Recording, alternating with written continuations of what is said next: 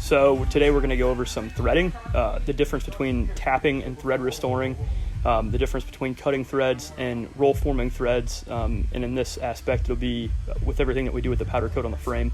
So stay tuned. So the difference between a thread restore or a thread chaser, right in here, it's almost more of like a roll form tap. The entry of it's a little bit smoother, so it's basically just in there to chase and clean the threads.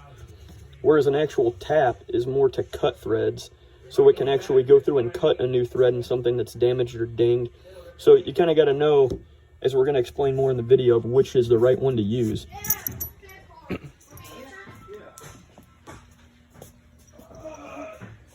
So on most of the powder coat, we used a thread restorer because all we had to do was chase the powder coat out of the threads. But in this case, on these specific bolts, it was so bad and the thread was actually damaged when we didn't get it covered, we had to use the tap to actually cut the threads.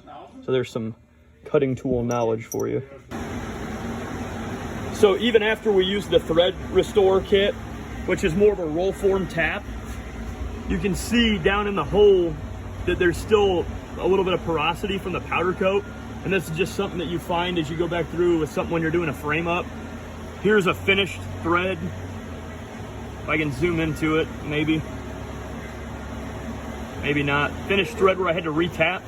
So I actually had to take a 7/16 14 back through this thing just because of how fucked up it is. But you want to make sure you've got clean threads to start with, or you're basically just jamming a bolt or a fastener into a crappy hole. So that's what we're gonna do right now. I always like to start a tap by hand. I'm running it dry because all I'm trying to do, as you can see, is get that first shit right where the powder coat is off the start. And then it's just on the end. So it goes in real simple, but I want to chase that thread so I can get my isolator block mounted on. You'll be able to see just on the back side of the tap,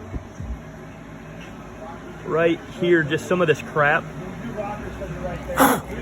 And then you back it out.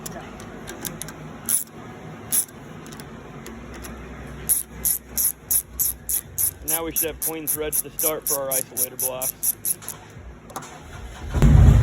And then always blow out your holes real good. Make sure all those contaminants are out.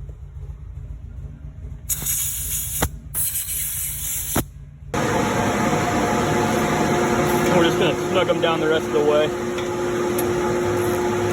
We'll come back and torque these. Right now we're just going to get them started, snug them down.